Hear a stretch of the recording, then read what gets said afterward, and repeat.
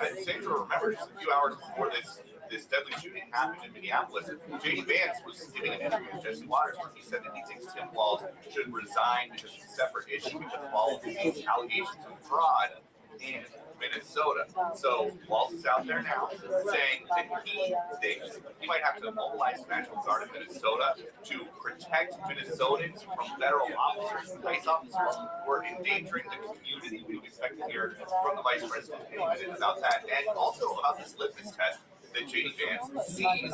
Now, he posted on social media that he wants all Democrats, including those who are running for president and seeking office in the midterms, to answer a question. Do you think this officer was wrong in defending his life against a deranged leftist who tried to run him over? So there are issues, there are questions about what exactly happened. There are questions about rhetoric on both sides you would expect to address anyway.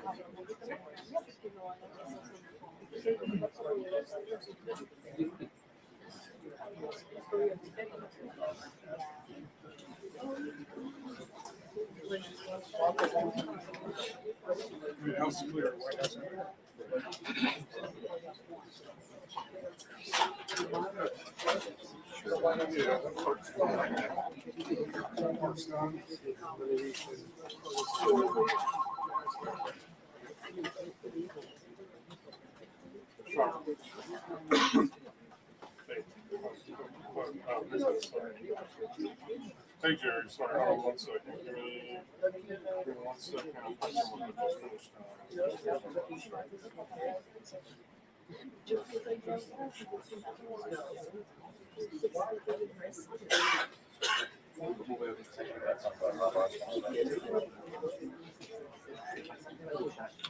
I'll see you later. Yeah, I see 1, 2, and 3. Yeah, they're all going. And there is a fourth. Is there a fourth, or is that just one? Okay, all right, got it. I'm good. So I think 3 and 6. That's Okay. Thanks, Jerry.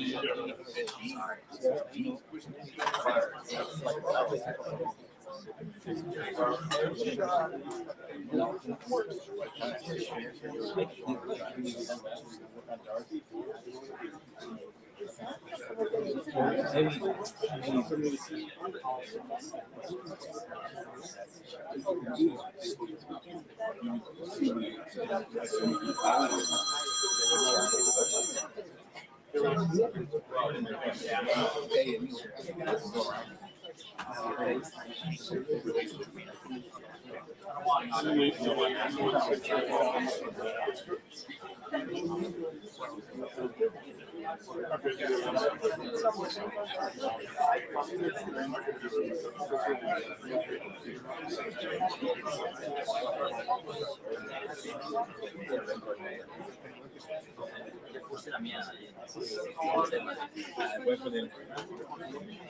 You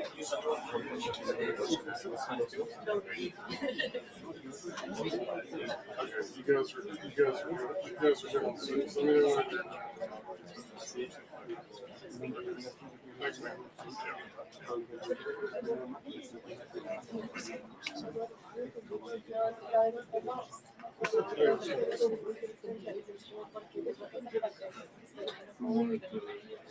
Nick, downstairs.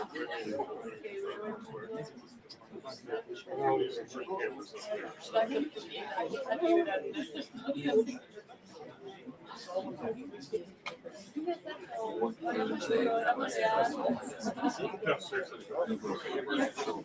here. So I say it's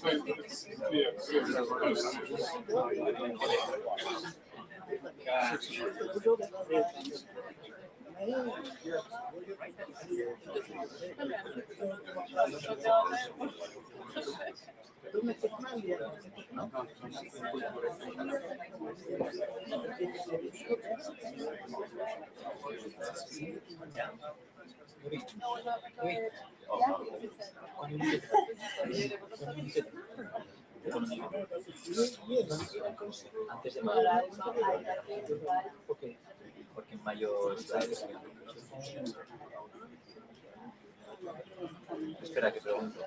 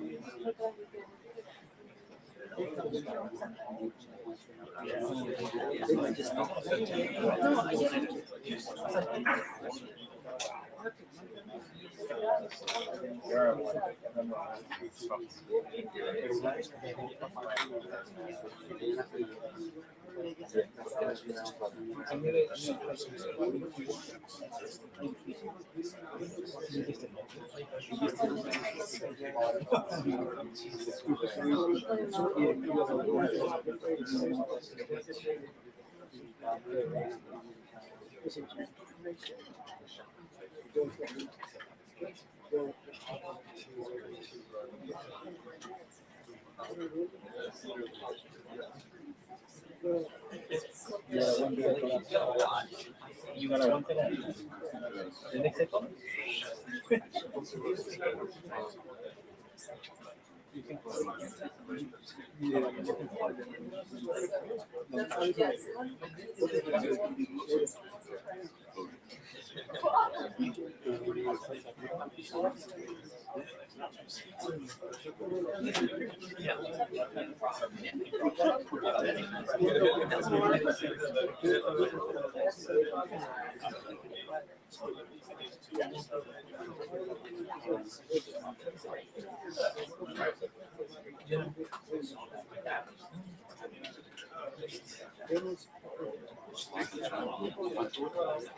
Let's go back on the lot.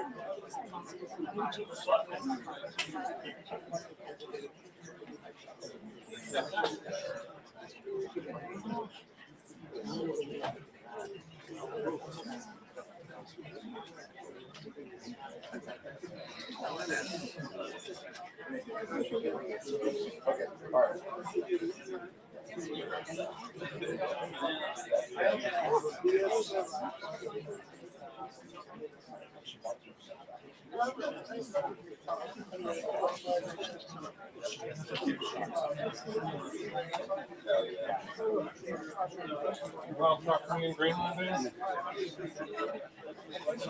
Lake Shore. is? So get a head start.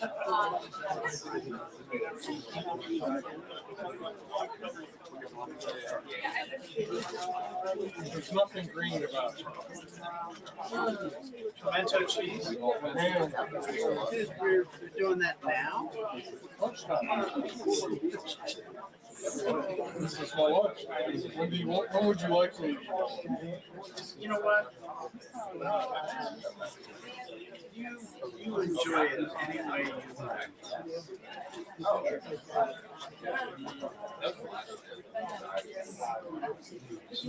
Dude, skate.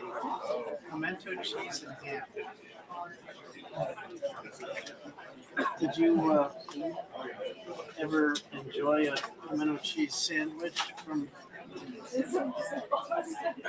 Augusta National? Tuna? Haven't been. It was crazy.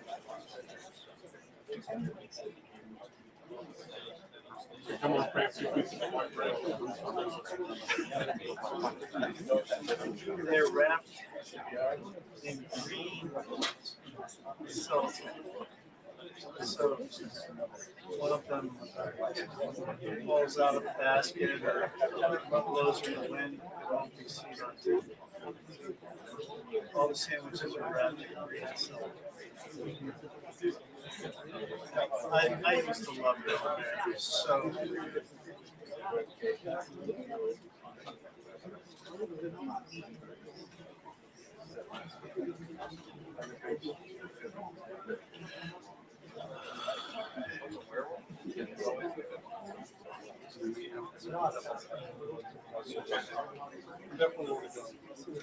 Even if you don't like golf,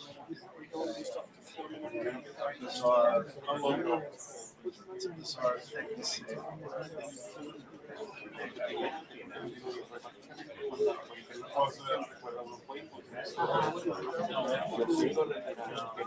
You get to the course. When you get on the course, there are no bugs, there's no squirrels, all those Georgia pines. I've always thought they can take the birds in a sterile perfection. There's not a blade of grass on the place. It's just there's no running, there's no foul line. You don't have your iPhone, there's no cell phone, and guys, all have to turn backwards. The marshals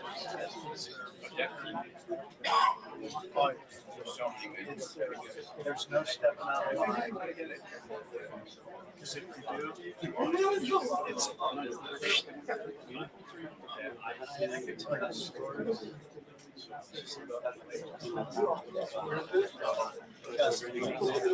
No, yeah.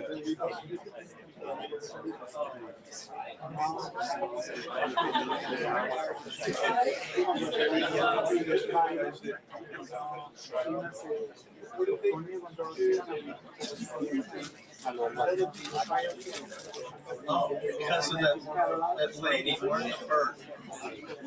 CBS has they don't have a multi-year contract. It's year. And CBS makes hundreds of millions. And Martha Gurley wanted to have women. When she found out all the wives of American Express and Rolex and gentlemen started ragging on their husbands. And then they in turn went to the guy This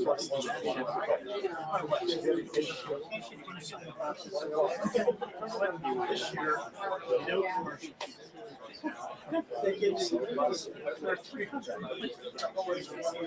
Like, we're not running commercials. We don't need capitalism.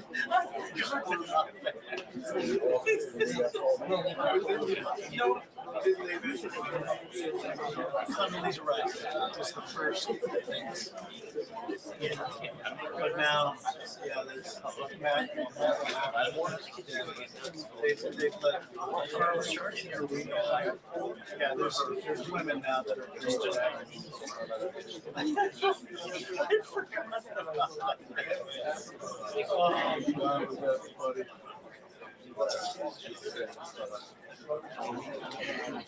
Oh, sand traps aren't sand, it's ground up feldspar. It looks like flour. It's not sand, it's feldspar. Oh, yeah. Hey. Long time no see, dude. Yeah, Happy New Year to you too. Looking good.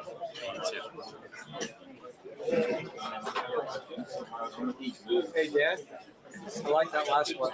The last one? Yeah. Dude, don't look. Oh. So I was an Eagles fan there. That's a minute ago. Can you do it?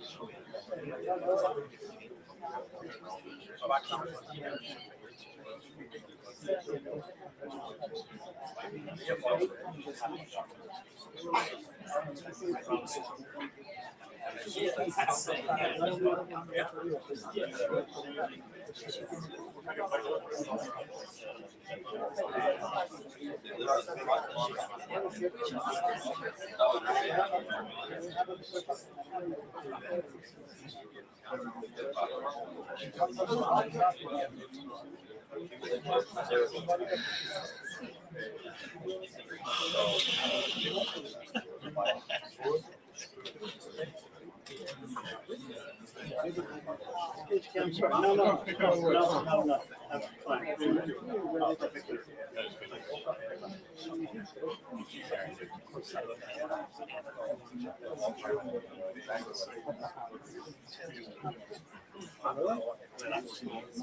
You're not feeling it? I guess it's an hour.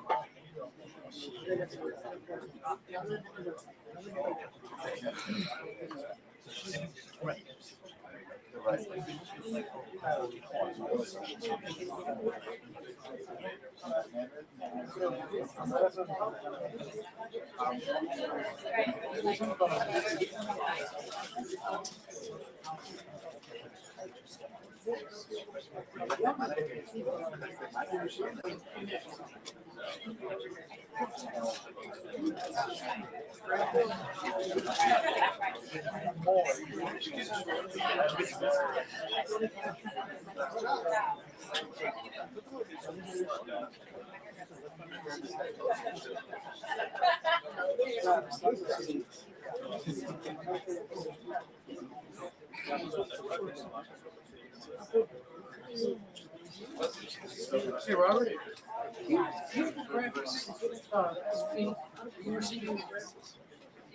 I do see them. I do see them. Hey, Danny. You see the graphics? Huh? You get into graphics with her? You get into graphics? You get into you don't know. All right, that's fine. Criminal one day. Give you fingers. There you go.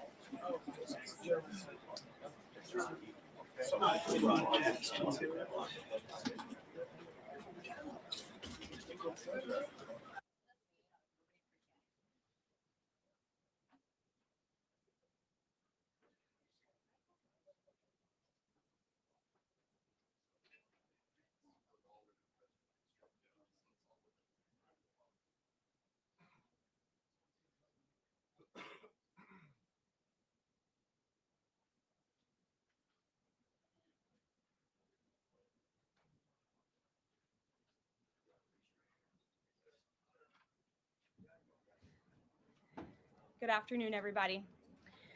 Let me be clear. President Trump and his entire administration stand fully behind the heroic men and women of ICE and will always uphold law and order in the United States of America. The deadly incident that took place in Minnesota yesterday occurred as a result of a larger, sinister left-wing movement that has spread across our country, where our brave men and women of federal law enforcement are under organized attack. Right now, immigration and customs enforcement officers are facing a 1,200% increase in assaults, a 3,200% increase in vehicle rammings, and an 8,000% increase in death threats. ICE agents are faithfully enforcing federal law to protect the safety of the American people by removing criminal illegal aliens from our country, which is exactly what nearly 80 million Americans elected President Trump and Vice President J.D. Vance to do. Radicals in the Democrat Party are furious over this. They don't want our border secured or criminal illegal aliens being removed. As a result, Democrats are impeding immigration enforcement operations daily, creating extremely heightened and dangerous circumstances that make it nearly impossible for the men and women of law enforcement to simply do their jobs. Democrats are calling to defund federal law enforcement agencies who are protecting public safety. And Democrats are calling to abolish ICE and defund the police. That will never be allowed to happen under this president and vice president. The Trump administration will redouble our efforts to get the worst of the worst, criminal illegal alien killers, rapists, and pedophiles off of American streets. The Department of Homeland Security will continue to operate on the ground in Minnesota, not only to remove criminal illegal aliens, but also to continue conducting door-to-door investigations of the rampant fraud that has taken place in the state under the failed and corrupt leadership of Democrat Governor Tim Walz. Taxpayers have been ripped off to the tune of billions of dollars in this one state alone, and that is going to end, and people are going to be held accountable. The Trump administration has activated thousands of federal agents, doubled the number of U.S. attorneys in the DOJ office in Minneapolis, and surged resources to hold fraudsters accountable and demand justice for law-abiding American taxpayers and citizens across our country. And that's what brings the vice president out here with me today to discuss all the Trump administration is doing and to make an additional important announcement on this front. So please, Mr. Vice President, will be joining us now. Thank you, Carolyn. Thank you. Great. Well, good afternoon, everybody. And I want to echo some of what Carolyn said about what we're doing to combat the rampant fraud that exists in our immigration system, thanks to failed politicians and thanks to people who allowed the American taxpayer to be taken advantage of for far too long. I think it's important to understand why this matters to the American people. I am a father of 3 young kids, a lot of kids, a lot of people in my generation. What is that going on there? Is that normal? Okay. CNN installed this broken camera just to throw me off my game, but it's not going to work. So here's the simple fact here. If you're a young parent struggling to afford childcare in the United States of America, there are programs that we have to make it easier for your kids to get in daycare, for your kids to get in preschool. Those programs should go to American citizens, not be defrauded by Somali immigrants and others. Make it hard for you to get the access to the resources you need. But number 2, making it easier for people who shouldn't even be in this country to fleece the United States and our taxpayers to begin with. We have actually activated a major interagency task force to make it possible to get to the heart of this fraud. We have Department of Agriculture resources that are focused on SNAP fraud so that people who need food benefits can get them, but illegal aliens and other fraudsters don't. We have over 1,500 subpoenas that the Department of Justice has issued to get to the heart of the fraud ring. We've done almost 100 indictments, mostly Somali immigrants, but also a few others. And of course, we're looking in with broad investigatory authority to a number of the instances of wrongdoing that we've seen in Minneapolis. But we also want to expand this. We know that the fraud isn't just happening in Minneapolis. It's also happening in states like Ohio. It's happening in states like California. And so what we're doing in order to help coordinate this remarkable interagency effort from the Trump administration, but also to make sure that we prosecute the bad guys and do it as swiftly and efficiently as possible, is we are creating a new Assistant Attorney General position who will have nationwide jurisdiction over the issue of fraud. Now, of course, that person's efforts will start and focus primarily in Minnesota, but it is going to be a nationwide effort because, unfortunately, the American people have been defrauded in a very nationwide way. I want to thank a couple of people for their cooperation, in particular Pam Bondi, our Attorney General, first of all, for getting a lot of resources to Minneapolis to start to investigate and prosecute this fraud really at an industrial scale. We've never seen fraud like this in the history of our country. Pam has been doing a great job to get the resources there to uncover it. But importantly, creating a job like this often takes months, sometimes even longer. When we realized that we needed this Associate Attorney General position, Pam got this person up and running in about a week. We're going to make the nomination hopefully in the next few days. We'll obviously let you guys know who that is when we do it. I've talked to Senate Majority Leader John Thune, who has promised me swift confirmation for this official. But this is the person who is going to make sure that we stop defrauding the American people. Here's one final thing I'll say about this. I've heard a lot of people say that we need a special counsel to investigate fraud in the United States of America. I actually agree, and that's what this position does. It has all the benefits, all the resources, all the authority of a special counsel, but with 2 crucial differences. Number 1, it will be run out of the White House under the supervision of me and the President of the United States. And number 2, it's actually constitutionally legitimate. As you guys may know, the special counsel statute has some major constitutional questions. When we get the bad guys, we want to make sure we get them permanently and they don't have some legal technicality they can get out of, which is why we set it up as an Associate Attorney General. I'll take some questions, but I want to make just one final observation here. When I was actually walking out here, somebody sent me a photo of a CNN headline about what happened in Minneapolis. And this is the headline. I'm just going to read it.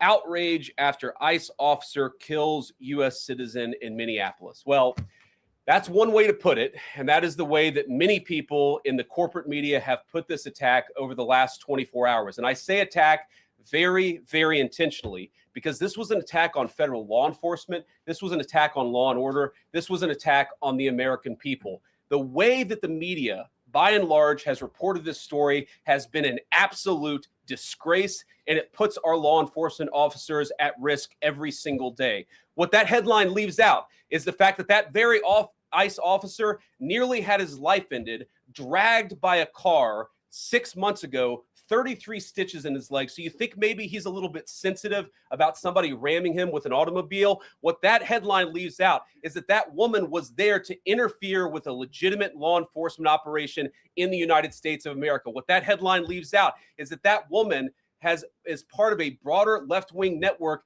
to attack, to dox, to assault and to make it impossible for our ICE officers to do their job. If the media wants to tell the truth, they ought to tell the truth that a group of left-wing radicals have been working tirelessly, sometimes using domestic terror techniques to try to make it impossible for the President of the United States to do what the American people elected him to do, which is enforce our immigration laws. The President stands with ICE. I stand with ICE. We stand with all of our law enforcement officers. And part of that is recognizing that you people in the media, not everybody in this room, but many people in this room have been lying about this attack. She was trying to ram this guy with her car. He shot back. He defended himself. He's already been seriously wounded in law enforcement operations before. And everybody who's been repeating the lie that this is some innocent woman who was out for a drive in Minneapolis when a law enforcement officer shot at her, you should be ashamed of yourselves. Every single one of you. Questions? Thank you, Mr. Vice President. I wanted to read a quote from Tim Walz earlier today. He said, when things looked bleak, it was Minnesota's first that held the line for the nation on July 3rd, 1863. And I think we may be in that moment now. Can you comment on his rhetoric and Mayor Jacob Frey and whether they want to see unrest in Minneapolis? Well, that's very tough rhetoric from a guy who just quit because his fraudulent activities have been uncovered. Look, Tim Walz is a joke. His entire administration has been a joke. The idea that he's some sort of freedom fighter, he's not. He's a guy who has enabled fraud and maybe, in fact, has participated in fraud. That's what this new Assistant Attorney General position is going to find out. I don't care what Tim Walz says. I care about getting to the bottom of this fraud for the American people, and I care about enforcing the nation's immigration laws. That's what we're going to stay focused on. Yeah. Unrelated question here. I mean, Democrats have accused ICE of murder. They've said they're targeting Americans. They've told ICE to get the F out of Minnesota. This is going to stoke the fire against ICE agents. And we're talking about ICE agents right now and being concerned about them. What, if anything, is the administration going to do to make sure these folks are protected during these protests? But also, should DHS sort of revisit their procedures here? I mean, nobody wants to see an American killed. Are there changes that need to be made to make sure something like this doesn't happen again? Look, first of all, of course, nobody wants an American citizen to be killed. This is absolutely a tragedy. But it's a tragedy of the making of the far left. They have radicalized a very small segment of the population, taught them that ICE agents are engaging in wide-scale violation of people's rights. What our ICE officers are doing is deporting the millions of criminal aliens that were let in during the Biden administration. So number one, we have to say, as a matter of leadership, and I would appreciate if the Democrats would join me on this, let's be honest about the fact that we have way too many illegal aliens in this country. Our ICE officers should be supported in doing their job. You're trying to actually marshal the far left lunatic fringe to engage in doxing, to try to make it impossible for them to enforce the law, and in some cases actually to engage in acts of domestic terrorism against our law enforcement officers. When you talk about different plans, different protocols, different policies, I forget exactly how you asked the question. Here's the simple fact. What we're going to do is make it easier for the American people's administration to enforce the American people's law. And that means that Democrats have to stop rallying the mob against legitimate law enforcement operations. And that means that we are going to get tougher. And that's what this AAG position is about. We're going to get tougher at the people who are defrauding the United States by inciting violence against our law enforcement officers. That's one of the things that we're going to do. We've already started that work at the Department of Justice. We're going to keep on doing it. And this new AAG position is going to kick that into high gear. Vice President Vance, you just suggested that this woman who was killed, Renee Good, is part of a broader left-wing network. Who do you think is behind this broader left-wing network? Well, it's one of the things we're going to have to figure out. But here's the way that I put it. When somebody throws a brick at an ICE agent or somebody tries to run over an ICE agent, who paid for the brick? And who told protesters to show up and engage in violent activity against our law enforcement officers?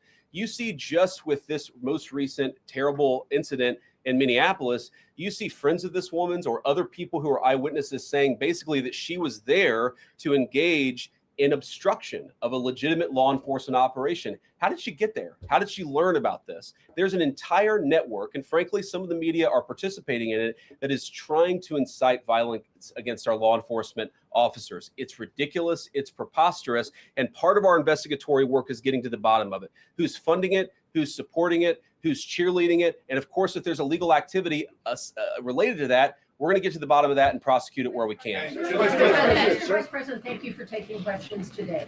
Is there a risk with you describing her as a deranged leftist, talking about very specific facts of these events, when an investigation is just beginning? Are you preempting a thorough investigation by drawing such conclusions? And have you received any information beyond the videos we've seen publicly about this individual, her specific acts, that has informed your point of view? Well, first of all, the Department of Justice is going to investigate this. The Department of Homeland Security is already investigating this. But the simple fact is, what you see is what you get in this case. You have a woman who was trying to obstruct a legitimate law enforcement operation. Nobody debates that. You have a woman who aimed her car at a law enforcement officer and pressed on the accelerator. Nobody debates that. I can believe that her death is a tragedy, while also recognizing that it's a tragedy of her own making and a tragedy of the far left who has marshaled an entire movement, a lunatic fringe against our law enforcement officers. I think what is clearly happening here, and it's going to keep on happening unless the Democrats wake up and say, you know what, you don't have to agree with our immigration policies. You don't have to agree with what the president or the vice president believe about immigration enforcement. But why don't you take this to the ballot box? Why don't you vote? Why don't you organize? Instead, what some of them are doing is encouraging people to get violent with our law enforcement officials. It's disgraceful and it's got to stop. President, Yeah. just to follow up on that question, and again, thank you for taking questions, Mr. Vice President. There's clearly a lot of emotion in Minnesota, across the country, over this incident. You're calling Renee Good a deranged leftist. There's been heated rhetoric that we've also heard from officials. What responsibility do you and the president have to diffuse some of the tension that we are seeing play out in Minnesota, bring down the temperature as this investigation is unfolding? What we have a responsibility to do is to protect the people who are enforcing the law and protect the country writ large. Whether you're Democrat or Republican, you deserve to have the people's laws enforced in the United States of America. Now, again, I'm not happy that this woman lost her life. I'm not happy that this woman was there at a protest violating the law by interfering with a law enforcement action. I think that we can all recognize that the best way to turn down the temperature is to tell people to take their concerns about immigration policy to the ballot box. Stop assaulting and stop inciting violence against our law enforcement officers. That's the best way to take down the temperature. And we're not going to give in to terrorism on this. And that's exactly what's happening.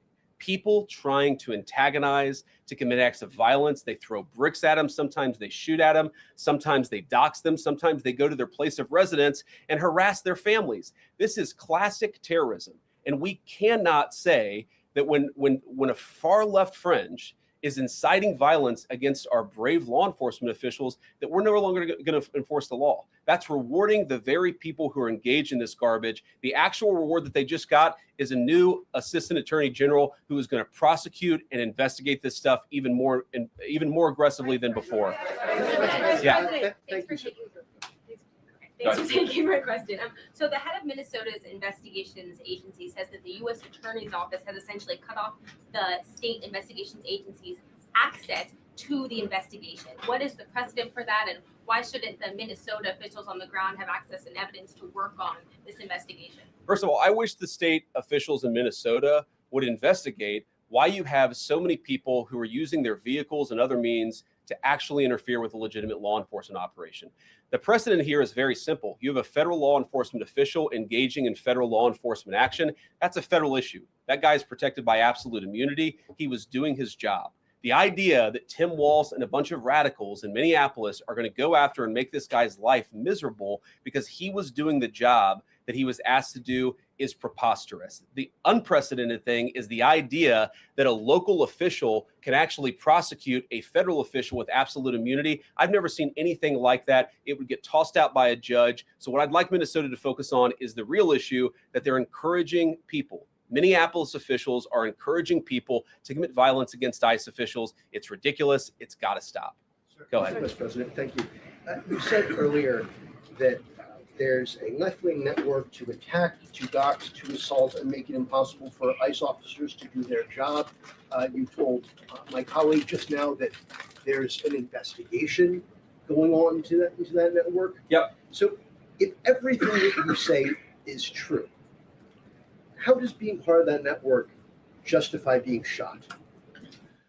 Well, being part of the network doesn't justify being shot, but ramming an ICE officer with your car, that's what justifies being shot. It's not a good thing, by the way, but when you force somebody to engage in self-defense, it's almost a preposterous question. I'm not saying that funding some of this stuff justifies capital punishment. Nobody would suggest that.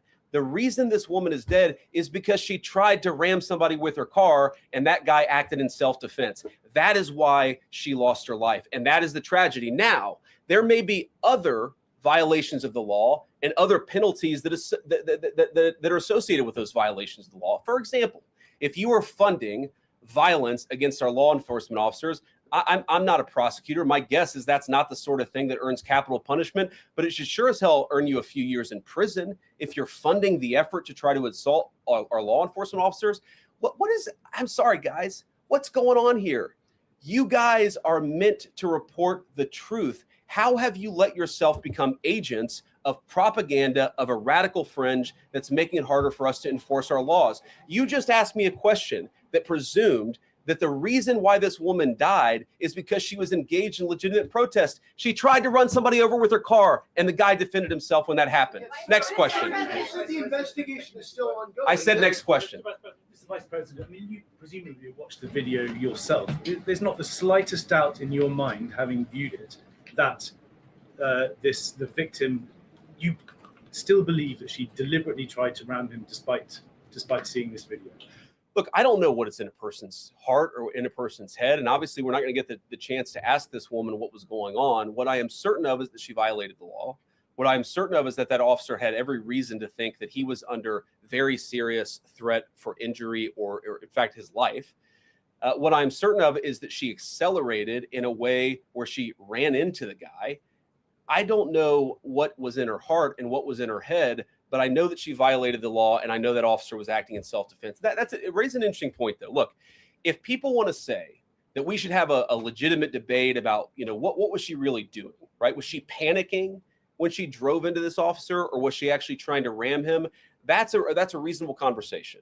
What's not reasonable is for so many of you to plaster all over the media that this was an innocent woman and that the ICE agent committed murder, which is what many of you have said explicitly and some of you have said implicitly. That's what I have an objection to. The idea that this was not justified is absurd, and I think everybody knows it in their heart. Yeah. Mr. Vice President, in the green jacket. Taking down the temperature, it seems like political violence is ratcheting up and riots could be around the corner. What steps does the administration have planned to try to unite America? Average people on both political sides are so tired of fighting with each other, and I think all the journalists in this room could agree with me that we don't want to be part of the problem. Do you have any words to unite America? I know you don't want to be a part of the problem, and I think that's true of a lot of you. I'm not sure it's true for everybody, because the reporting over this has been one of the biggest scandals I've ever seen in media. I've never seen a case so misrepresented and misreported when you have a guy who is defending himself and is now being treated as some sort of federal assassin by so many of the people in this room. First of all, let me say about crime. You mentioned violence. One of the things we're proudest about is that you saw violent crime over the last year drop by 20%. Why is that drop by 20%? Is it because we're attacking our law enforcement officers, or is it because we in the administration are empowering our law enforcement officers to enforce the law? I think that's one of the ways you take down the temperature, is you make people feel more secure and safe in their person and property. That's why we care so much about protecting our law enforcement, because it accrues to the benefit of the entire national community. I think that we can absolutely talk about the ways in which we can lower the temperature by discussing differences in a reasonable and rational way. Again, I'm happy to talk with any congressional Democrat or any of you about our immigration policy, about why I think it's necessary, about why I think it's in the best interest of the country, about why the President of the United States was elected to actually enforce the border for the first time in at least 4 years. So here's the problem. That's not the debate so many people are having. They are actively covering for people who are committing acts of violence against federal law enforcement. It is preposterous. The way to take down the temperature is to stop it. Have your debates about policy. Attack me. Attack the President of the United States. Don't attack our law enforcement officers. They are trying to do the job the American people demanded that they do. They are not policy actors. They are enforcing the law. They should be treated with a modicum of dignity and respect. And the fact that they're not is why incidents like yesterday happened. The one final point I'll make about this is, look, there's a part of me that feels very, very sad for this woman, not just because she lost her life, but because I think she is a victim of left-wing ideology. What young mother shows up and decides they're going to throw their car in front of ICE officers who are enforcing legitimate law? You've got to be a little brainwashed to get to that point to where you're willing not just to protest, that's fine, not peacefully protest, but throw your vehicle in front of legitimate law enforcement officers and drive your car into them. To get to that point, you have to be, I think, radicalized in a very, very sad way. I certainly wish that she hadn't got there. I know there's an ICE officer right now who very much wishes he was not put in the position where he had to fire a gun to defend his own life. Yeah. Thank you, Mr. Vice President. What's your message, following up on that, what's your message to the leaders in Minnesota, the governor of Minnesota, the mayor of Minneapolis, to calm down the situation on the ground, on the streets? What's your message also to those protesters who saw that video in a completely different way than you saw that video? Well, first of all, I think if you watch every angle of that video, there is one angle where if you squint, you can maybe tell yourself that it's not clear what happened. But when you look at all angles of that video, it is very clear that her vehicle went right for the guy. She actually collided with him. And then that's, of course, when he fired his shots. That's obvious, okay? So what I'd say to the protesters is, by all means, protest peacefully, but make this about ideas. Make this about disagreement with our policy. Don't use your protest as a justification or an encouragement for people to go and incite violence and participate in violence against our law enforcement officials. To the people on the ground in Minneapolis, meaning the local officials in Minneapolis from Tim Walz on down, I'd say, look, why can't you just disagree with a given piece of immigration policy without turning law enforcement into the enemy? And think about, for example, a criminal law where a police officer goes and arrests somebody because they violated a criminal law. If you're mad about that, go and protest the politician who passed that law. Don't attack the police officer who's just doing their job. We had a wide open border under Joe Biden. I happen to think it's a good thing the President of the United States has closed it down. If you think that's a bad idea, criticize this administration for a policy decision. Don't attack our people for enforcing the law, because I guarantee you go to ICE, there are black people and white people. There are Democrats and Republicans. They are patriotic Americans who are trying to enforce the law. Attack me, lay off of our ICE agents. Yeah, in the blue, all the way, yeah. Yeah, thank you, Mr. Vice President. You called on Tim Walz to resign. Can you lay out the case as to why he should step down? Well, look, I think Tim Walz should resign because it's very clear either that he knew about the fraud in Minneapolis, he knew about the welfare fraud, or at the very least, he looked the other way. I mean, this is not like Lex Luthor, right? This is not movie villain fraud. This is the lowest IQ possible fraud. This is, we're going to take the absence of kids and set up a daycare center where there are no children, and we're going to call our early childhood education center the Quality Leering Center. By the way, if you can't spell learning, maybe you shouldn't be in early childhood education. But people got rich off of this. We know that there were schools who either had no enrollment or at least they overstated their enrollment. Tim Walz, either it was unbelievable incompetence or he was in on the fraud. That's one of the things we're going to get to the bottom of. Sir. Thank you, Mr. Vice President. Can you explain the difference between this Associate Attorney General and a special counsel? And do you envision this being a permanent position or having more of a limited scope?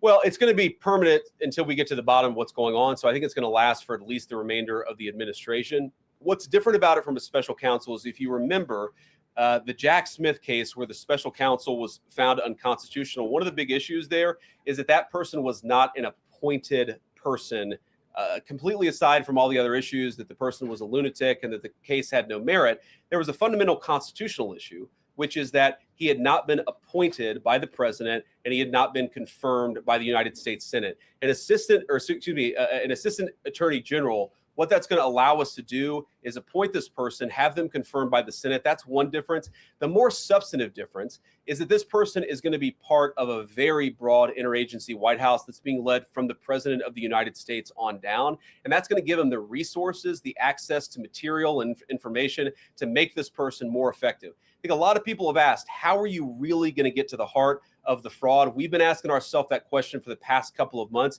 and we think this is the critical piece at the Department of Justice to really ramp this fraud investigation into high gear.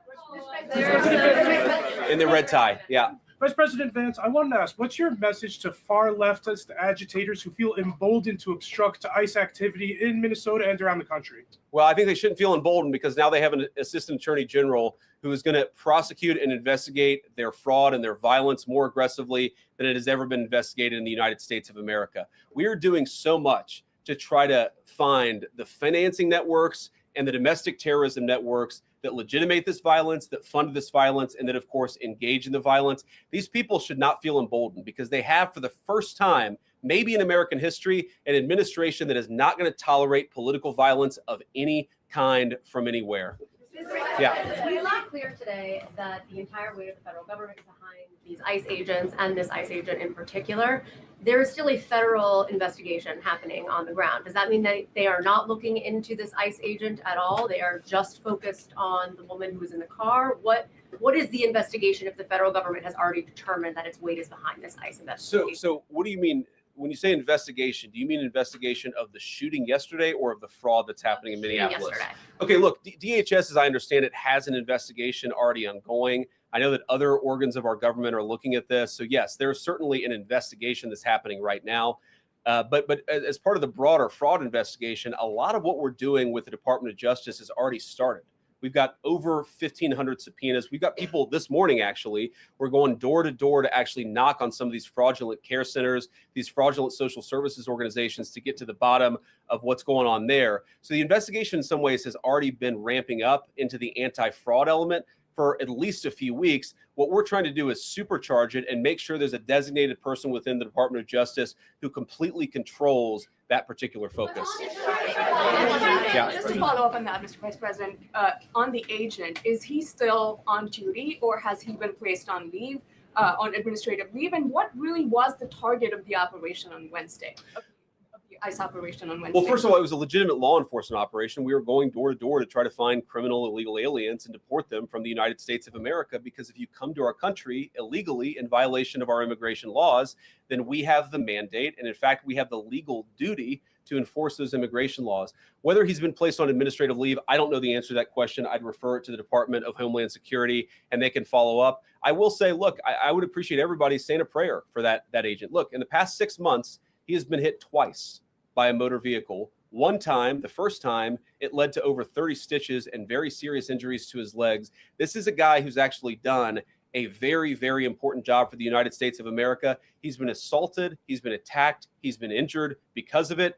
He deserves a debt of gratitude. And I think the media prejudging and talking about this guy as if he's a murderer is one of the most disgraceful things I've ever seen from the American media. Yeah. Vice President, what is your specific role in the future of Venezuela? And I'm wondering, could you confirm reports that the Director of National Intelligence, Tulsi Gabbard, was kept out of the planning for the operations because of her past concerns about military involvement in Venezuela? So I've heard a couple of things. One, that I was kept out of the planning for the Venezuela operation. That's false. And another, that Tulsi was kept out of the planning for Venezuela operations. That's completely false. Look, we're all part of the same team. And one of the things that is really amazing about that operation is that we kept it very tight to the senior cabinet level officials and related officials in our government. And we kept this operation secret for a very long time. I'm very proud of that. I think it suggests that the team works very well together. Well, looking ahead, what is my role? Look, my role is going to be whatever the president asks me to do. Well, every other day, I'm chairing the meeting that we do on this among White House principals to talk about next steps to try to ensure that Venezuela is stable. And as the president has directed us to do, to ensure that the new Venezuelan government actually listens to the United States and does what the United States needs it to do under our country's best interest. So I'm going to be as involved as the president wants me to be. So far, that's been very involved. And I'll keep on doing that so long as the president asks me to do it. In the purple. Yes. Even Mr. beyond the war powers Sorry, resolution. we'll go purple and then we'll go pink or whatever that is in front. Royal purple and then beige. All right. Okay. Are there any indications, you talked about the network, are there any indications that the lady who was shot, I know there are different reports from there. Her wife said they were new to the area. Are there any indications she may have been a paid agitator, and maybe that there are others that were brought to the area considering everything that's going on in Minneapolis? I wouldn't say that she was paid. I don't have the evidence to say that one way or the other. What I do know is that she was violating the law. And if you just look at the eyewitness accounts, they were saying she was there to prevent the enforcement of the law. She was trying to obstruct a legitimate law enforcement operation. That much is obviously clear. The rest of it, of course, is part of the reason why we investigate this stuff. Yeah. Mr. Vice President, even beyond the war powers resolution today, Congress has bucked President Trump on issues like tariffs. Are you concerned that President Trump is losing his grip on Republicans in the Congress, and what are you going to do about it? No, I'm not concerned at all. First of all, we talked to some of the senators who were going to vote the wrong way, in my view, on this resolution today. Much of their argument was based more on a legal technicality than any disagreement in policy. If you look at the people who actually voted, every single one of them have supported the administration's plan. Second of all, as the president, I believe himself has already said, every president, Democrat or Republican, believes the War Powers Act is fundamentally a fake and unconstitutional law. It's not going to change anything about how we conduct foreign policy over the next couple of weeks, the next couple of months, and that'll continue to be how we approach things. Go ahead. President. So we are seeing, regarding Iran, we are seeing the protests in Iran these days. The cities are begging for help from the U.S. and Israel, naming streets in the city after President Trump. It seems there is an opportunity here that may not come again. Will the United States stand by the citizens of Iran? And if Israel decides to strike again the nuclear sites in Iran, is the U.S. expected to take part? Well, look, we certainly stand by anybody who's engaged in peaceful protests, anybody who's trying to exert their rights for free association and to have their voices heard. Obviously, the Iranian regime has a lot of problems. And as the President of the United States has said, the smartest thing for them to have done, it was true 2 months ago, it's true today, is for them to actually have a real negotiation with the United States about what we need to see when it comes to their nuclear program. I'll let the president speak to what we're going to do in the future, but we certainly stand with anybody across the world, including the Iranian people who are advocating for their rights. I'll take just a couple more questions. Yeah, go ahead. Thank you very much, Mr. Vice President. Concerning Venezuela, how would you assure the Caribbean region that they will remain a zone of peace? Because some member states in the region are concerned. Well, look, the president had a very productive phone call with the president of Colombia yesterday, and we continue to talk at all levels of government with a number of our friends in the Caribbean region. I actually think this is really good for peace in the Caribbean, because when you take away a major source of illegal cartel revenue, which is the cocaine trade, the fentanyl trade, other sources of illicit revenue, you actually remove the power of one of the main destabilizing forces in Latin America and in the Caribbean.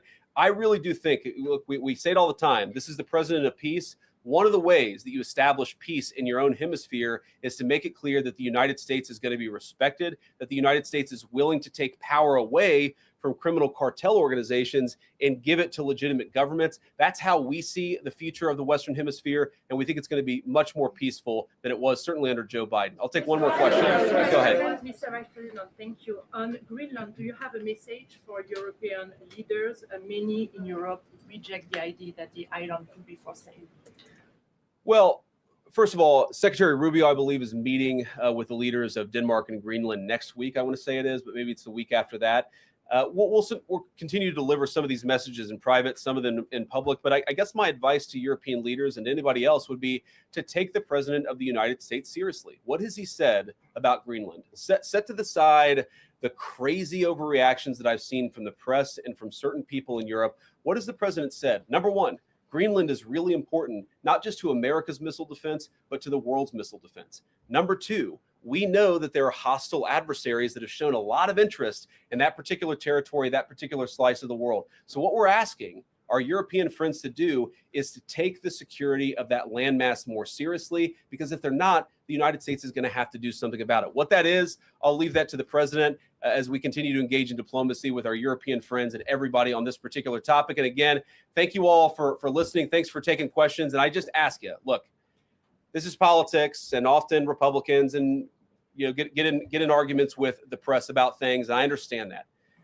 I think it's really irresponsible for you guys to go out there and imply or tell the American people that a guy who defended himself from being rammed by an automobile is guilty of murder. Be a little bit more careful. We're going to talk about toning down the temperature, which I know the president wants to do, and I certainly want to do. One of the ways we tone down the temperature is to have a media that tells the truth. I encourage you all to do that. God bless you. Happy New Year, guys.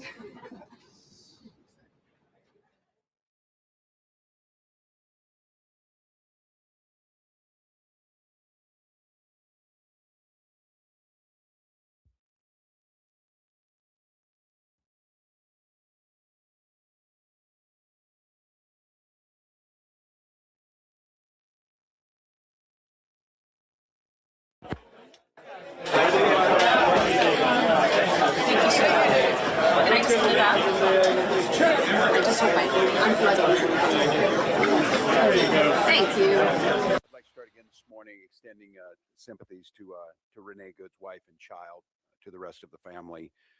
Deepest sympathies on an unimaginable tragedy and the horror of the last 24 hours. Also, a deep thank you to Minnesotans and those across the country. I understand a fund has been set up to support Renee's 6-year-old child and wife. Other things being done. I would encourage Minnesotans and folks across the country in this moment. You're seeing neighborliness and kindness rise to the occasion. Is go and find out what they're doing there and give some help if you can. I'd also say last night we saw Minnesotans meet the moment once again. Thousands of Minnesotans demonstrated last night peacefully. They shared a message about the reckless ICE mobilization is not keeping us safe and led to the tragedy that the world witnessed once again. To Minnesota, I say thank you.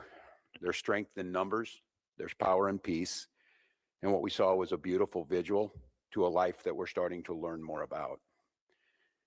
And I will let those that want to push out false narratives, to slander or defame Renee Good, Minnesotans will tell her life story. Minnesotans will be there to defend her honor and see this as a human being, not a moment in time or the callous casualness that I've watched some people on TV gloss over what they saw. We've also spent a lot of time talking last 24 hours about accountability. That means no function of government operates with impunity. It means when someone's in a position of authority and they commit any act that impacts our people, there has to be another place to turn to get justice. Checks and balances. Basic idea, the center of the formation of our country. It's the only measure that protects us from the abuse of government or federal overreach or tyrannical government. Yesterday, the Minnesota Bureau of Criminal Apprehension, the BCA, spent the day yesterday attempting to get that accountability. We have learned that the Trump administration has now denied the state that ability to participate in the investigation. And I just want to make this as clear as possible to everyone. Minnesota must be part of this investigation. These are nonpartisan career professionals that have spent years building the trust of the community. There's a BCA Force Investigations Unit that was created by the legislature, by the people of Minnesota, to provide an independent, consistent, and trusted mechanism for investigating the use of force incidents involving law enforcement officers. Minnesota has seen our share of these. And what you've seen is, and I have witnessed it during my time, that these professionals have risen to the moment. They are trusted by people. People who are not by inclination trusting of law enforcement or government have come to see the professionals at the BCA as true arbitrators that can get them justice. The unit is the result of years of scrutiny, public engagement, and bipartisan legislative action. Minnesotans have made it clear time and again they expect transparency through this process where a police officer uses deadly force. The BCA Commissioner, Superintendent Evans, have earned that trust by delivering on that expectation. I think it's clear to everyone as they saw this that it feels now that Minnesota has been taken out of the investigation. It feels very, very difficult that we will get a fair outcome. And I say that only because people in positions of power have already passed judgment, from the president to the vice president to Kristi Noem, have stood and told you things that are verifiably false, verifiably inaccurate. They have determined the character of a 37-year-old mom that they didn't even know, don't know. They've determined that the actions are done. I don't know.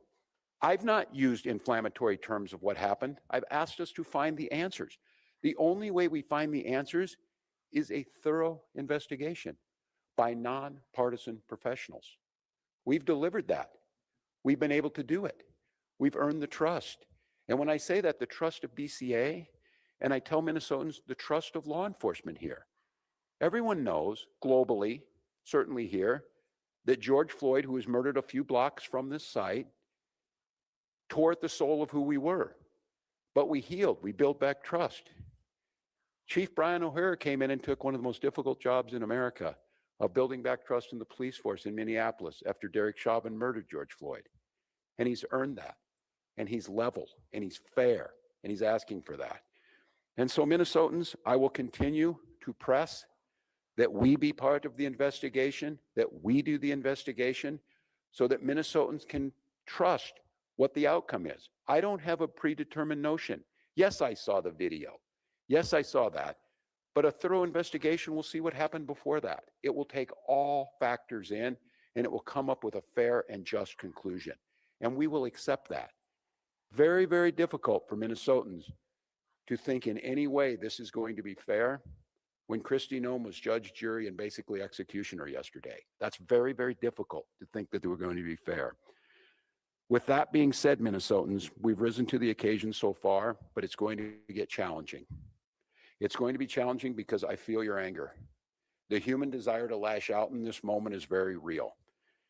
I can tell you that that is the wish of many people, that they fulfill the wish they want to see us turn on one another, turn towards violence rather than peaceful reconciliation, rather than peaceful civil disobedience.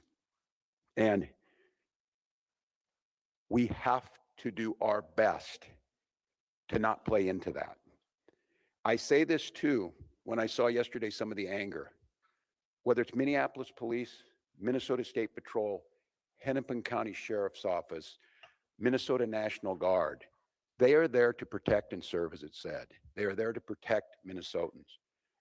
Throwing your anger at them only inflames this situation. And I know some of you were up at the Whipple building this morning, and to the press who are here, I saw some of this myself. Thank you. Continue to have access to every single space. Continue to cover this story. Continue to show the world what's out there. I will say it where our president won't. The press are the defenders of our democracy. You need to be there. But I also tell folks, protect our Minnesotans who are out there and don't turn the anger to them. This is a brazen use of force. They want us to bend the knee. They want us to capitulate. The way we give them what they want is allow them to use this as an excuse to put more troops on the ground. Use them as an excuse to show that these are violent protests. And I also witnessed what I think is going to be a pattern over the next few days in the coming hours, is I saw an individual show up there with the intent to antagonize folks who were peacefully protesting, with a bullhorn to scream at them. And again, the desire to move on that individual is exactly what they want, because our respect for the First Amendment means we will expect and respect all opinions. If this individual is there expressing support for ICE, that's their constitutional right to do so, and they need to be protected. Don't allow that to be a catalyst to create violence. We believe in states' rights.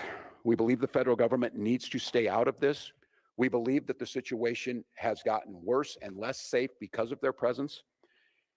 And I will just say there were two incidents yesterday I saw after this that just tore at my soul. I saw an individual at the scene identify themselves as medical personnel, a physician, and asked to provide aid, and an ICE agent said, "I do not care." That lack of humanity was chilling to me. And after this incident happened, and after the tensions rose, ICE agents entered a Minnesota school, causing disruptions at that school. I can't say this strongly enough as governor, as a parent, as a teacher.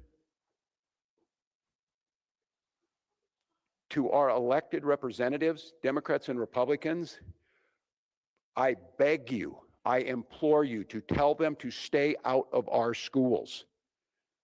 This tragedy will be magnified 100-fold if this fight moves into the hallways of our public schools amongst our youth. And they're watching us. They're watching us now, how we respond. So I've got a few simple asks. Let us, the professionals, handle this on Minnesota soil, this investigation. De-escalate this situation by removing yourselves from this situation with these 2,000 agents that were put here. And above all else, stay out of our schools. I'd like to ask you to care, but that might be a step too far for some people. But I know Minnesotans care. So we'll protest peacefully. We will win in courts. We will certainly win in the defense of our democracy because the American people see what's happening here. But the way that we don't win and the way that we lose, if this turns towards violence and allows them to escalate, it cannot happen. So I ask the grass top leaders out there, the faith leaders, the folks who are on the streets, and in many times the true leaders are not the elected officials. They're the folks on the ground. I beg you, implore you, follow those words of the leaders we've had. I had the privilege of serving with John Lewis, and John talked about good trouble. I'm not telling you not to find good trouble, but I asked John many times, I said, John, I don't know if I'd have your self-restraint. Didn't you want to lash out? He said, yes, daily. But he said, I wanted to win this. I wanted to do what right, and I wanted justice to prevail. And to do that, I knew the only way was to not lash out, to not give in to that. So to each and every one of you, we're not going to win this through violence. We're going to win it through justice. We're going to win it through compassion. We're going to win it through Minnesota Nice, and we're going to win it by holding every one of these people accountable as they should for what we've seen on the streets of Minneapolis. With that, I'm going to turn to Commissioner Jacobson to give you a situation update. Thank you, Governor. Again, I'm Bob Jacobson, and it is my honor to serve as the Commissioner of Public Safety. First of all, again, I want to express my sincere condolences to the loved ones of Renee Nicole Good. Someone has lost their life, and that is not something that anyone takes lightly. Minnesotans came out yesterday to express their grief, their frustration, and their anger at this terrible tragedy. I expect that they will continue to come out today. And I want to thank everyone who demonstrated peacefully. This helped honor Renee's memory and gave her family space to mourn. Minnesota's residents and visitors have the right to demonstrate and to exercise their First Amendment rights. I want to remind everyone that there are safe ways to do so. Our goal is to reduce tensions, to avoid conflict, and to maintain a calm environment. As I mentioned yesterday, we recommend the following safe and lawful ways to demonstrate. Please get together peacefully with others in public areas where pedestrians are allowed. March or walk together in pedestrian areas, please, not on the roadways. Make your voice heard through chants, speeches, and displaying signs. And there are a few things I just want to mention very quickly that are unsafe. Because as always, our top priority is public safety, and we cannot allow behaviors that create hazards, threaten public safety, or disrupt emergency services or endanger people nearby. That would include certainly demonstrating on the freeway, walking on highways, throwing objects, setting things on fire, property damage, graffiti, fireworks, illegal weapons, reckless and dangerous driving, or assaultive or aggressive behavior. I know that we all want more definitive answers about that fatal shooting that occurred yesterday. And as we are able to get those answers and dispel rumors and false information, then we can rightfully honor Renee's memory and help her family, loved ones, and our community heal. With that, I'll turn it back to Governor Walz and maybe a few questions. Please, Esme.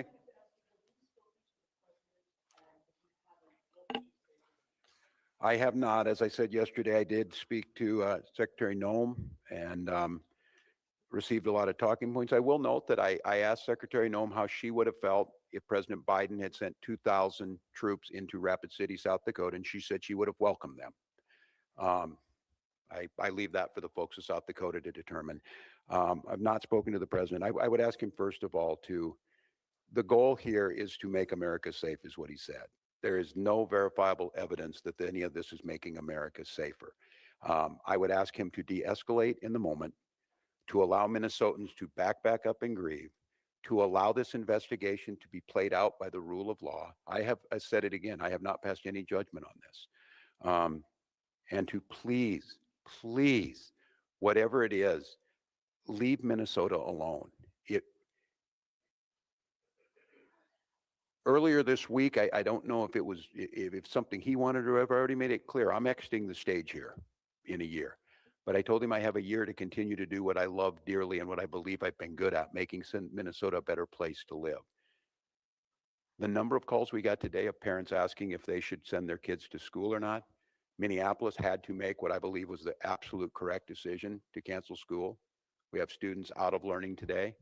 I would just ask him, I'm not talking anything about border security. I'm not talking anything about what he needs to do on that. None of this is accomplishing either his mission or making us any safer. So just give us a pause. Let us breathe. Look, we're exhausted. We're exhausted as Minnesotans. We're exhausted as Americans. And this relentless assault on Minnesota, for whatever reason, is just cruel now. It has reached cruelness. So please, just give us a break. And if it's me, you're already getting what you want. But leave my people alone. Leave our state alone. And look again and see what's happening. It's not me saying it. You're hearing it from many, many others. So that's what I would say. Is there anything stopping state and local law enforcement from conducting an independent investigation into this, even if the federal government does not want to have you have a joint investigation? So, great question. We have asked for cooperation from the federal government. We were invited in to do a joint investigation on this initially. We continue to work with the federal government all the time on joint investigations. This is not something new, whether it be with the FBI or other federal law enforcement agencies. So we are accustomed to doing joint investigations. As the governor has mentioned, our Force Investigative Unit within the BCA has a stellar reputation for doing quality investigations, for finding the answers to the questions that people have. There are so many questions out there that I know the public has from watching what's been shown on social media and regular media. And the goal for me would be to provide an investigation, preferably in tandem with the Federal Bureau of Investigation, because we work with them all the time, and they do have all the evidence in the original investigative notes and reports. We have none of that. They have shared none of that with us. We would welcome the opportunity to jump back in, to do that investigation, use our high quality investigators from the BCA to be able to do that with them, to find the answers that the public deserves. Without any of that information, or without any of that assistance from the FBI or the federal government, we would be at a loss to be able to initiate and conduct a thorough investigation. For us to be able to do that, it would be extremely difficult, if not impossible, without cooperation from the federal government. How difficult would it be to file state charges without the cooperation of the FBI? To be able to file state charges, we would need, again, a full investigation, which would include the opportunity to have been at the crime scene, to have had the opportunity to take a look at all the video and evidence that the FBI would have in their possession. I don't make any prejudgments about what happened yesterday. We can all see what we want to see on the videos and what we have seen in the media. That doesn't mean that none of us, I will not, as a public safety professional, jump to any conclusions as to who is at fault in this. What I will say, though, is that unless we do that thorough investigation, unless we have access to all of that evidence, unless we have access to the agents that were involved in that, to any witnesses, without any of that, we would not be able to put together a quality investigation for any prosecutor to be able to make a determination as to whether or not someone should be charged with a crime. I'm going to note on this too that no one less than Tom Homan yesterday said it would be unprofessional to pass judgment ahead of time. Now, the disconnect between what Tom Homan said and Kristi Noem said needs to be rectified by the federal government. I will note too, this is a question I asked, not being an attorney of my team, and it will go to the family. that there will certainly be civil cases filed on this, and those will be filed in Minnesota court and be held in court. Corn? What is standard operating procedure when a federal agent of any kind in Minnesota shot and killed somebody, a civilian? Are you usually involved? Is there usually a joint investigation? Generally, if there is any investigation involving use by a federal officer, generally the federal government, federal officials will lead that investigation. We have participated in numerous investigations in the past. It is very infrequent where there's a use of force by a law enforcement officer, federal law enforcement officer, but we have worked jointly and shared information in previous investigations. I'd like to say, I'm gonna add on this. I'm gonna say, if you truly wanted to de-escalate this situation, the logical conclusion would be to follow that procedure and allow Minnesota to participate. And that's where we started yesterday. And it's one of the reasons I came out here, and I'm not going to criticize that because that was the proper process. And I'm going to have to talk to Minnesotans to try, and it's a very difficult task. I think we all know what can happen here, to calmly wait until all the facts come out. I think you in this room are seeing the gravity of this situation by not allowing Minnesota to participate, and the prejudgment that's already been made by leadership creates a very, very dangerous situation. And that's why, once again, I'm going to reiterate to our federal partners, simply let us be part of this. Use our professional folks.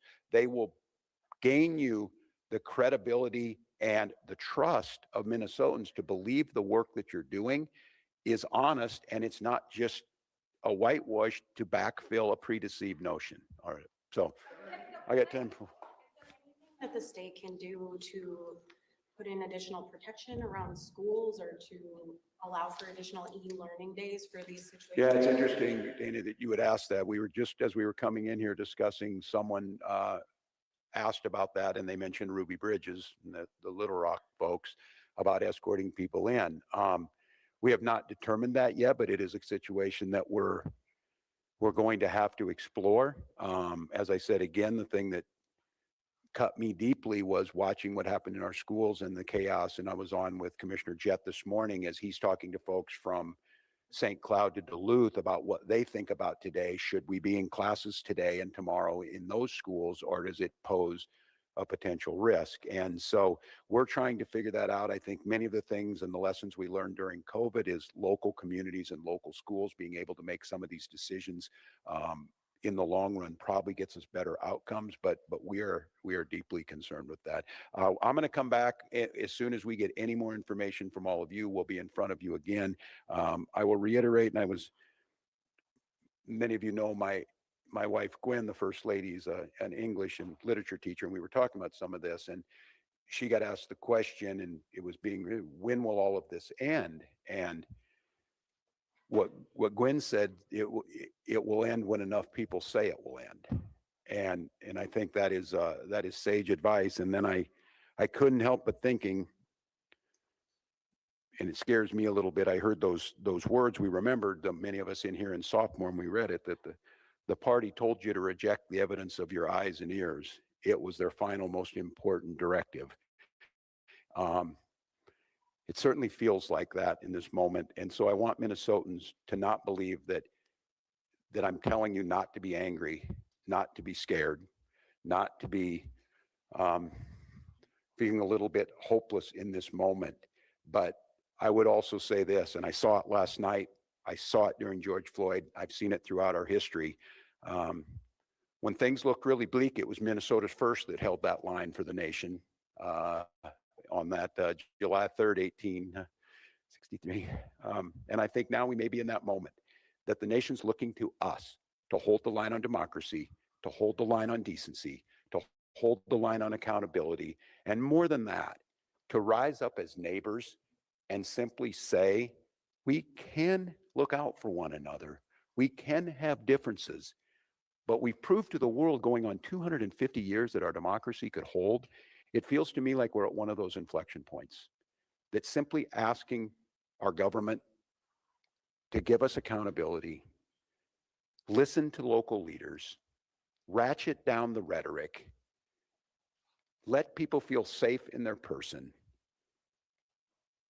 and let's let's let our kids go to school without fear. Let's let our kids go to school knowing that tomorrow could be a little better day. And so we're going to work on that. I'll leave you with this, and I'm not sure when we'll get in front of you next, but to Minnesotans, again, just one last time, don't give them what they want. Don't give them the unrest that they want. Don't give in to allowing them to bring more folks in here. Don't allow them to expand this somewhere else. Rise up, wrap your arms around your neighbors, peacefully express your First Amendment and your constitutional rights, and let's start healing, get some answers, and move Minnesota forward. Thank you. All right, you heard the governor wrapping that news conference, an update on the situation in Minnesota in the aftermath of the shooting of a woman by an ICE agent in South Minneapolis yesterday. Now, as you heard him address the BCA issue, this morning we learned the Minnesota BCA will not be a part of the investigation into yesterday's shooting. The BCA says the FBI cut off all of its access to files, scene evidence, and interviews. And you also heard our Public Safety Commissioner, Bob Jacobson, talk about that during the news conference. I want to read to you the full statement that the BCA put out today. It says, quote, without complete access to the evidence, witnesses, and information collected, we cannot meet the investigative standards that Minnesota law and the public demands. As a result, the BCA has reluctantly withdrawn from this investigation. Now, as you heard, the governor and the Commissioner Jacobson address that today. The governor also left that news conference with 3 asks of the federal government. He asked them to let Minnesota law enforcement investigate, talking about our use of force investigations unit with the BCA, how respected it is. He asked the federal government to remove this ICE surge and let Minnesotans, I think his words were, take a breath. He also asked the federal government to stay out of schools. As they mentioned, Minneapolis public schools are closed today out of a concern for student safety, they say. So we are going to have continuing coverage of today's events in just minutes on KARE 11 News at noon, as well as this evening beginning at 4. You can also get 24/7 updates on KARE11.com, or you can stream us all day long on KARE 11 Plus. We will, of course, be back on the air or on streaming if any new developments in this national story, which is based right here in Minnesota, developed today. We now return you to our regularly scheduled program in progress. Somebody had to do it. I am the chosen one. Somebody had to do it. It's done. It's done. It's done. It's done. It's done. It's done.